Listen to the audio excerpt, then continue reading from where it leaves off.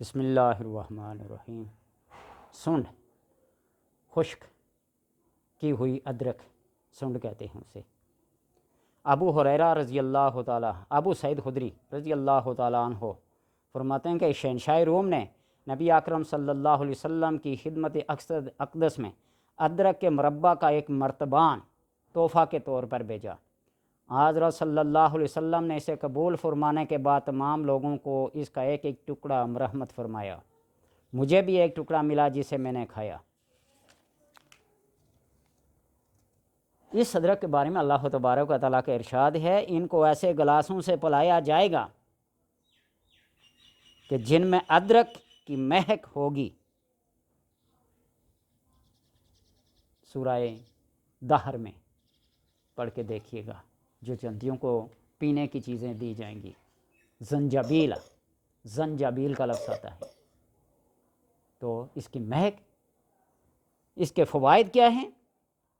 محدثین کے مشاہدات، اطباء کے تجربات، قدیم اور جدید، پہلے لوگوں کے اور آج کے لوگوں کے۔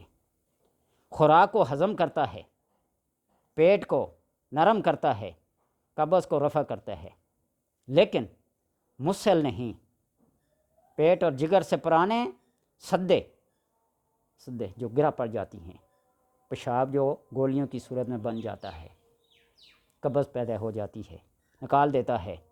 تبخیر کو دور کرتا ہے، جو بخارات اٹھتے ہیں نا، گیس پیدا ہوتی ہے، تبخیر معدہ عام مشہور ہے۔ اور نظر کو تیز کرتا ہے۔ یہ آنتوں سے غلیظ مادوں کو اور گندی ہوا کو نکالتا ہے۔ سن، اور مقوی با ہے، اعضائے جسمانی کو قوت دیتا ہے، حسن مردمی قوت کو بڑھاتا ہے۔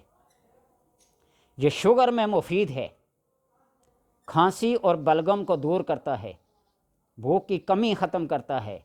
یہ سانس کو بدبو سے دور کرتا ہے، یعنی منہ کو خوشبودار بناتا ہے، منہ کی بدبو دور ہو جاتی ہے۔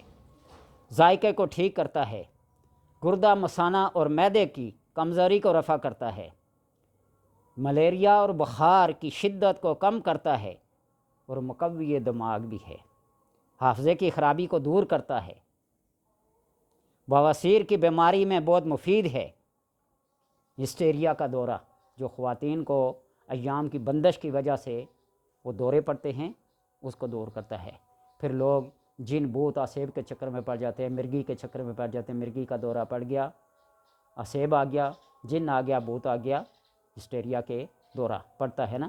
جب نوجوان خواتین کو اپنی عمر کے گزر جانے کے بعد ان کی شادی وغیرہ نہیں ہوتی، تو اللہ تبارک و تعالیٰ نے ہر بندے کے اندر، ہر انسان کے اندر، ہر جانور کے اندر ایک سسٹم رکھا ہے۔ تو اس وجہ سے وہ دورے پڑنے شروع ہو جاتے ہیں، اور شادی کے بعد جب ایک روٹین چلنا شروع ہو جاتی ہے تو وہ دورے بھی ختم ہو جاتے ہیں۔ لیکن نہ سمجھ کوئی، آج کل تو نبض دیکھنے والے بھی کوئی نہیں ہیں، چہرہ شناس بھی اتنے رہے نہیں۔ جن بھوت کے یا مرگی کے چکر میں پڑ جاتے ہیں تو پیڑاں ہور دے پھکیاں ہور ایسے کرنے لگ جاتے ہیں، تو پھر معاملہ خراب ہو جاتا ہے۔